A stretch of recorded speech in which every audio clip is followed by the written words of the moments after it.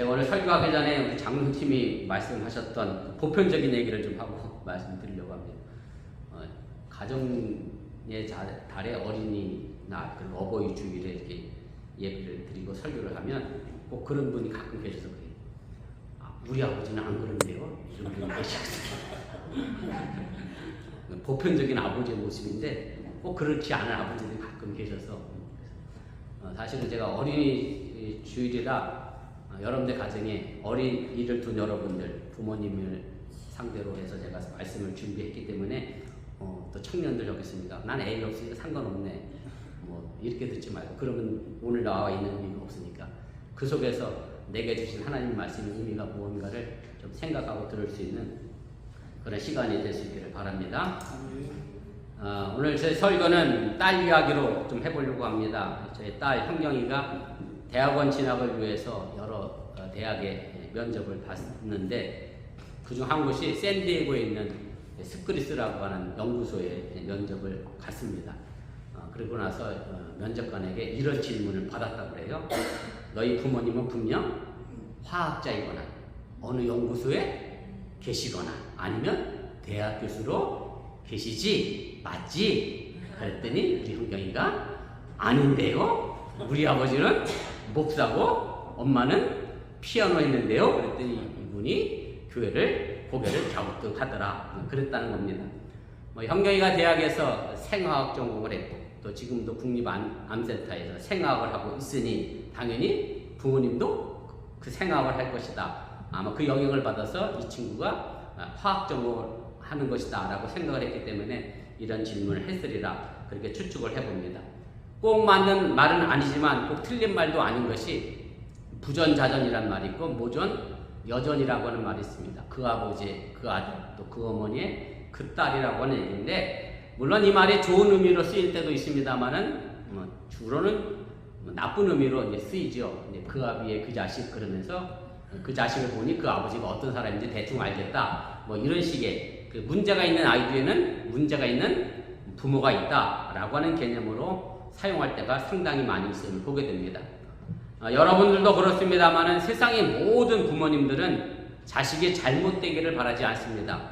세상의 모든 부모가 자식이 부모보다 훨씬 더 나은 삶을 살기를 바랍니다. 그래서 자식에게 많은 관심과 애정을 갖고 가르침을 주기도 하고 이건 좋은 표현이고 또 나쁜 표현으로 얘기하면 잔소리를 많이 하게 되는 것이 부모된 우리의 삶의 모습입니다. 그러나 우리가 한번 깊이 생각해 봐야 할 것이 있는데 이것이 관심이 아니라 혹은 간섭은 아닌지 또 애정이 아니라 혹은 내가 자녀를 위한 집착은 아닌가를 생각해 볼 필요가 있습니다. 19세기 최고의 천재 중에 한 사람이라고 알려진 존 러스킨이라고 하는 영국 사람이 있습니다. 옥스퍼드 대학을 나왔고 영국에서 사회사상가였고 또 건축가였고 장식 예술 분야에서 정말로 커다란 업적을 남긴 그런 사람인데 그런데 존 러스킨은 어려서부터 나약하게 짝이 없었는데 그 이유가 바로 그의 어머니 때문이었다라고 그렇게 전해집니다.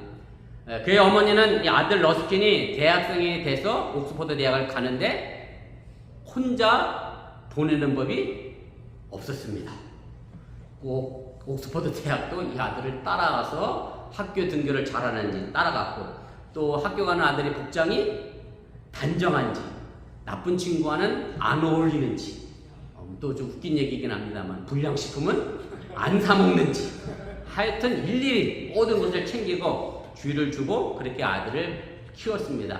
그리고 러스킨이 나이가 들어서 이제 대학을 졸업하고 배우자를 구할 때도 마찬가지였는데 러스킨이 배우자를 구한 게 아니라 그의 어머니가 며느리감을 콕 점찍어서 며느리에게 누가 청혼을 했느냐면 어머니가 러스킨이 청혼한 게 아니고 어머니가 청혼해서 결혼을 했고요. 그래서 29살에 러스킨이 결혼을 하고 나서 얼마 되지 않아 곧 이혼하는 바람에 영국 사회에 큰 웃음거리가 되고 말았습니다. 불행하게도 러스킨은 지나친 간섭이 한 사람의 성장 과정에 얼마나 나쁜 영향을 미쳤는가를 누구보다 절실하게 경험한 사람이었고 그래서 이 러스킨이 나중에 이렇게 회상을 합니다. 제가 앞에 화면에도 써드렸는데 보시면 좋겠습니다. 어머니의 교섭적인 간섭이 결국 나를 무기력하게 만들었다. 부끄러운 얘기지만 나는 어머니의 요구를 거절할 용기가 없었기 때문에 무조건 따라갈 수밖에 없었다. 이런 회상을 하게 됩니다. 제가 이렇게 말씀을 드리니까 그럼 난 자녀에게 관심을 두지 말아야지, 혹은 나는 자녀에게 애정을 갖지 말아야지 라고 하는 말로 드리는 것은 결코 아니기 때문에 오해가 없으시길 바랍니다. 저희도 부부도 그랬습니다만은 여러분들도 자녀를 양육하면서 그 밸런스를 맞춰가는 것이 참 어렵다는 것을 실감하게 됩니다. 지나친 간섭을 통해서 마치 내 자식을 내 소유물처럼 여기며 집착하기도 하고, 또 때로는 너무 무관심해서 내 자녀가 뭘 원하는지, 뭘 하기를 원하는지, 또 어떤 길로 가기를 원하는지 그 생각을 아예 묻지도 않고 알려고 하지 않고 전혀 이해하지 않는 부모도 있음을 우리가 보게 됩니다. 그런데 분명한 것은 우리 자녀가 잘못된 길로 가고 있다고 생각이 든다면 그 첫 번째 원인은 바로 부모인 우리에게 있음을 보여주는 것이 오늘 우리가 읽은 본문 말씀 속에서 발견할 수 있는 중요한 메시지임을 여러분들이 기억하시기를 바랍니다. 살면 살수록 놀라운 것이 뭐냐면, 그렇게 하지 말라고 그랬는데도 불구하고 아빠 엄마의 말투, 행동을 그대로 따라하고 있는 자녀의 모습을 보게 됩니다. 그래서 저희 집사람이 자주 이런 말을 합니다. 욕인지 칭찬인지 잘 모르겠습니다만 우리 딸에게 지압이랑 똑같아서 이렇게 얘기하거든요. 칭찬인가요? 욕인가요? 잘 모르겠습니다만 아무튼 이런 말을 많이 하고 많이 듣고 우리가 그렇게 살아갑니다. 오늘 우리가 함께 읽은 본문에도 보면 한 어머니가 어릴 딸 문제로 예수님을 찾아옵니다. 그리고 본문 25절에 의하면 더러운 귀신 들린 딸이었다 이렇게 표현하면서 이 어머니는 이런 딸에게서 귀신을 쫓아달라고 예수님께 찾아왔음을 알게 됩니다. 그런데 놀랍게도 이 어머니는 딸을 데려오지 않았습니다. 정작 치료받아야 할 딸을 데려오지 않았다는 말씀입니다. 그런데 이 어머니와 예수님이 몇 마디 대화를 하고 나서 예수님이 본문 29절에서 이 어머니의 말을 듣고 이렇게 말씀합니다. 이 말을 하였으니 돌아가라, 귀신이 내 딸에게서 나갔느니라 이렇게 말합니다. 그리고 나서 보면 30절에 보면 이 어머니가 집에 돌아가 보니 아이는 침상에 누워있고 귀신은 나가버렸다라고 결론으로 말씀합니다. 참으로 신기하고 이상한 일일 수 있습니다. 딸도 데려오지도 않았고 몇 마디 나누었는데 이 어머니의 말만 듣고 예수님은 이 딸을 고쳤다라고 하는 얘기입니다. 다시 말씀드린 아픈 딸과 예수님과 전혀 상관없이 고쳤다라고 하는 사실입니다. 이것을 대부분의 신학자들은 원격 치유라고 하는 용어로 설명을 합니다. 예수님은 멀리서도 치료할 수 있는 능력을 가지고 계신 분이다 라고 하는 얘기입니다. 그런데 이것이 어찌 생각해보면 참으로 놀라운 일이기도 하지만 또 어찌 생각해보면 있을 수 있는 일이라 라고 하는 생각을 하게 됩니다. 왜냐하면 이것이 놀라울 수밖에 없는 것은 정작 귀신 들린 딸은 아무것도 안 했습니다. 예수님을 내가 믿었다, 혹은 예수님을 만나서 내가 이런 말씀을 깨달았다, 아니면 예수님을 통해서 내가 이런 죄를 회개하였다, 이런 전혀 얘기가 없음에도 불구하고, 그리고 멀리 있는 집에 있었는데도 불구하고 이 딸이 나았다라고 하는 얘기입니다. 어찌 생각해보면 이상할 수도 있지만 또 어찌 생각해보면 충분히 이해할 수 있는 부분이 있는데, 그것은 뭐냐면 이 더러운 귀신 들린 것의 원인이 바로 그의 어머니에게 있었기 때문이다 라고 하면 이 말은 충분히 설명하고 이해될 수 있는 부분이 있다라고 하는 얘기입니다. 어머니에게 문제가 있었기 때문에 그 고침의 시작도 어머니에게서 시작됐다라고 하는 얘기고, 그래서 예수님은 이 어머니의 말만으로 그 어린 딸의 병을 고칠 수 있었다라고 하는 그런 말씀입니다. 본문 29절에 보면 어머니가 이 말을 하였으니 예수님은 돌아가라, 귀신이 내 딸에게서 나갔다 그렇게 말씀합니다. 이 말을 하였다. 도대체 이 엄마가 무슨 말을 했기에 그 어린 딸에게서 귀신이 나갔느냐라고 하는 얘기입니다. 여기 표현된 이 말은 히라보로 로고스라고 하는 단어를 사용합니다. 로고스로는 그냥 말이 아닙니다. 요한복음 1장 1절에도 보면 태초에 말씀이 계시니라, 거기도 로고스가 나옵니다. 그 말씀은 그냥 말씀이 아닙니다. 이 말씀은 어머니의 생각이요, 어머니의 의지고 어머니의 뜻이었습니다. 그래서 이 어머니의 생각, 이 어머니의 의지, 이 어머니의 뜻이 바르게 세워졌기 때문에 그 어린 딸의 병도 자연스럽게 치유될 수 있었다라고 하는 것이 오늘 본문에 전하고 있는 말씀이라고 해도 틀리지가 않는다라고 하는 얘기입니다. 그런 이 어머니가 한 말은 무엇인가가 이제 중요해집니다. 이 어머니가 무슨 말을 했기에 이 귀신이 그 어린 딸에게서 나갔다라고 말씀했느냐라고 하는 겁니다. 이 어머니가 한 말은 이미 여러분들이 읽어왔고 또 제가 또 자세히 또 설교하겠습니다만은 이 여인의 겸손과 인내와 믿음들이 조화된 말들이었고 결국 이것이 이 어머니의 믿음으로 인정되었기 때문에 그녀의 딸이 고침을 받았다라고 하는 사실을 여러분들이 믿으시기를 바랍니다. 그러면 안 되겠지만 만약에 우리 자녀들이 뭔가 잘못된 길을 가고 있다 여러분들이 생각되어진다라고 하면 부모인 내가 어떤 문제가 있는 것은 아닌가 나 스스로 내 자신을 돌아봐야 하는 것이 오늘 본문이 주는 첫 번째 메시지임을 여러분들이 깨달으시길 바랍니다. 오늘 본문 25절에 보면 이 딸은 더러운 귀신 들린 어린 딸 이렇게 표현되어 있습니다. 히라보 원문을 그대로 직역해서 보면 이렇게 됩니다. 그녀의 딸이 더러운 영 혹은 더러운 마음을 가졌다 이렇게 번역할 수가 있습니다. 제가 히라보 원문을 들어 이 번역을 다시 한 것은 우리 한국 사람들의 정서 때문에 그렇습니다. 우리는 그냥 귀신 들렸다 그러면 뭐랑 연결하죠? 주로 뭐를 치죠? 솔 안 치고 파 안 치고 뭐를 치죠? 내가 아직에 그래서 못 알아듣지만 미쳤습니다. 미를 쳤습니다. 한번 미 한번 쳐주실래요? 정신병 들렸다 그러면 주로 이제 미쳤다라는 죄송합니다. 라고 연결시키기 때문에 제가 굳이 이렇게 번역을 한 거고요. 여기 보면 더러운 영, 더러운 마음이 들어간 어린 딸입니다. 단순한 정신병의 문제가 아니라고 하는 말씀을 여러분들이 주의 깊게 좀 볼 필요가 있습니다. 이 더러운이라고 하는 의미는 오늘 우리가 함께 읽은 본문에서는 찾아볼 수가 없는데 바로 앞에 이 더러운의 의미가 담겨져 있는 말씀이 있습니다. 오늘 우리가 24절부터 읽었는데 21절부터 23절까지 더러운 말씀의 내용이 나옵니다. 앞에 화면에 있는데 우리 좀 함께 읽어보겠습니다. 속에서 곧 사람의 마음에서 나오는 것은 악한 생각, 곧 음란과 도둑질과 살인과 간음과 탕욕과 악독과 속임과 음탕과 질투와 비방과 교만과 우매함이니 이 모든 악한 것이 다 속에서 나와서 사람을 더럽게 하느니라. 제가 유수아들에게 이 영어 단어의 뜻을 다 아냐 그랬더니 반 모르더라고요. 근데 여러분들의 한글의 의미는 다 아실 거라 생각이 되는데 아무튼 이런 악한 생각들의 마음이 우리 속에 있어서 그것이 나와 우리를 더럽게 한다라고 예수님은 분명하게 말씀합니다. 오늘 본문에 나와 있는 이 더러운 귀신이 들린 딸이 가지고 있는 이 더러운 마음은 과연 그럼 어디에서부터 왔겠느냐라고 하는 얘기인데 그것은 바로 어머니가 이 더러운 마음을 가졌기 때문에 그 딸에게 자연스럽게 전해질 수밖에 없었다는 그런 말씀입니다. 그리고 본문 26절에 이 어머니를 이렇게 소개합니다. 그 여자는 헬라인이요 수로보닉의 족속이라 이렇게 되어 있어요.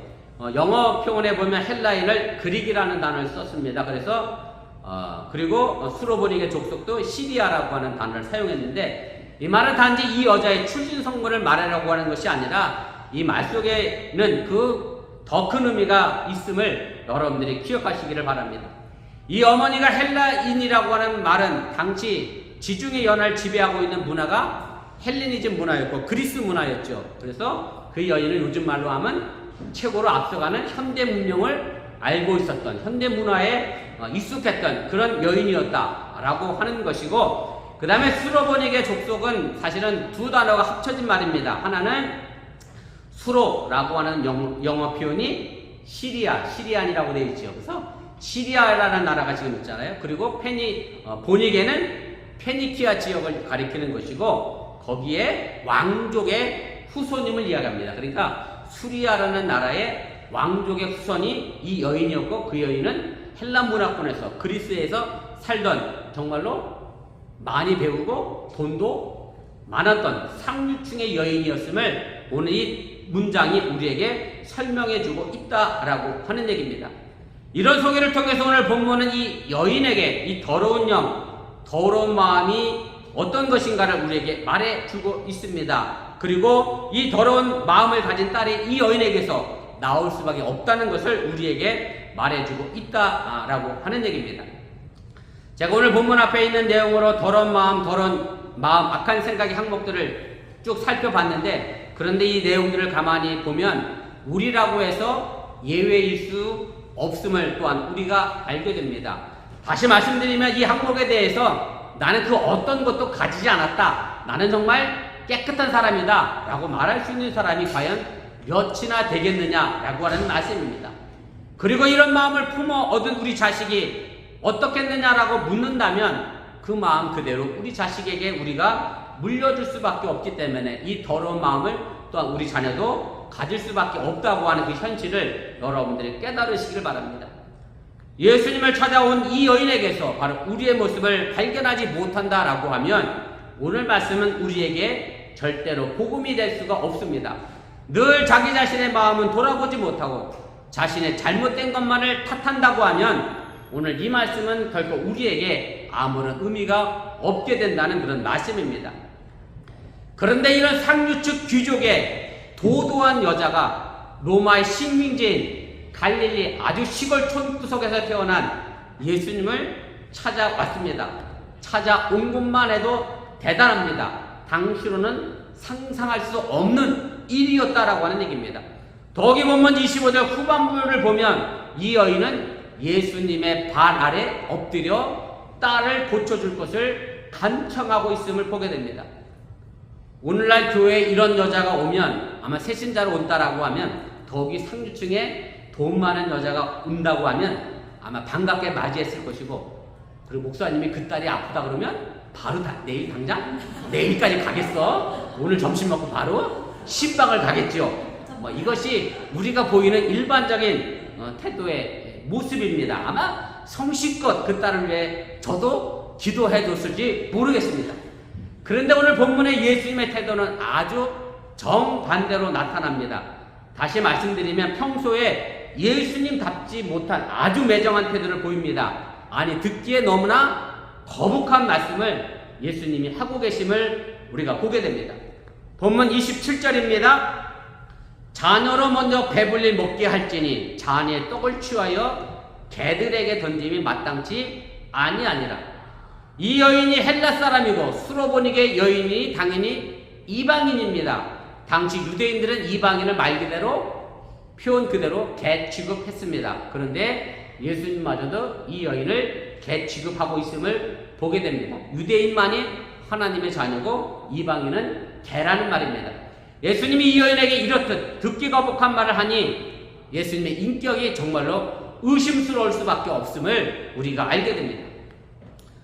반려동물을 키우는 분들에게는 상당히 죄송스러운 말이 될 수도 있습니다만은 요즘은요, 제가 보기엔 그래요. 개팔자가 상팔자입니다. 그저 옛날에 사람들이 남긴 밥이나 먹던 개들이 이제는 사람들보다 더 비싼 사료를 먹습니다. 제가 알기엔 스테이크 값이나 개 사료 값이나 비슷하지 않을까 그런 생각이 되고, 또 옷도 입히고 미용실도 가고, 우리 또 효진이가 먹고 살기도 하네.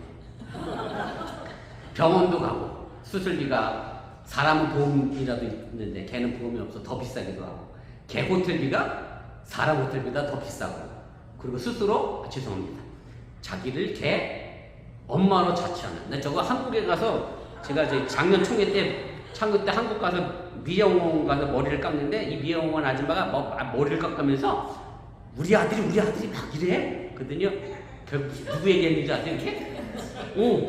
자기들끼리 개 얘기한 거야. 난 진짜 아들 얘기인 줄 알았어요.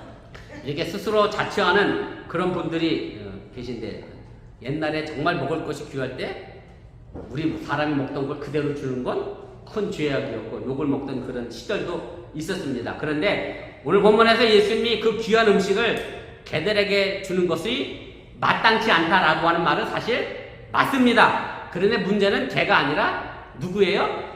사람이었기 때문에 이것이 거북한 말씀이 된다라고 하는 얘기고, 아무리 이방인이라 할지라도 사람인데 어떻게 이렇게 개 취급을 할 수 있느냐? 예수님이라고 해도 너무한 일이다. 우리가 이렇게 이야기해도 틀리지 않다라고 하는 얘기입니다.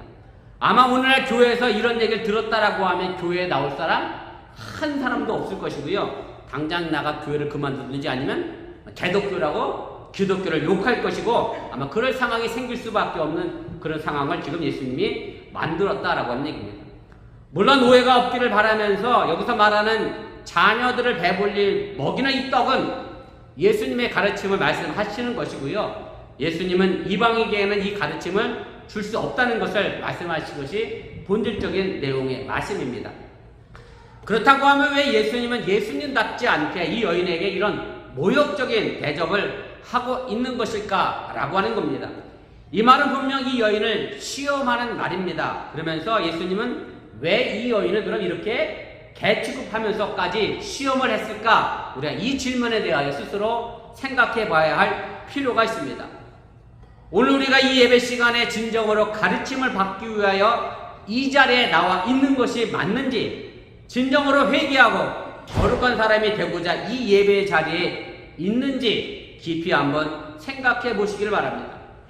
본문 25절 후반부에 이 여인은 찾아와 예수님의 발 앞에 엎드렸다 그렇게 표현합니다.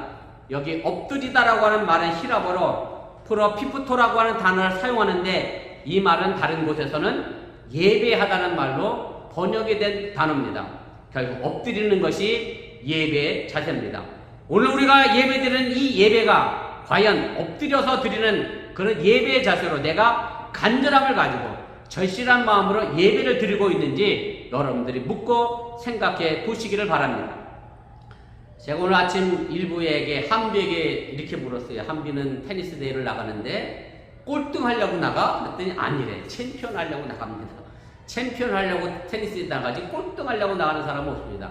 여러분들이 이 예배에 왜 나왔는지 스스로 묻고 대답하신다고 하면 정말로 내가 그런 챔피언하고자 하는 절실함과 간절한 마음을 가지고 이 예배에 와 있는지 여러분들이 스스로 좀 생각해 보시길 바랍니다.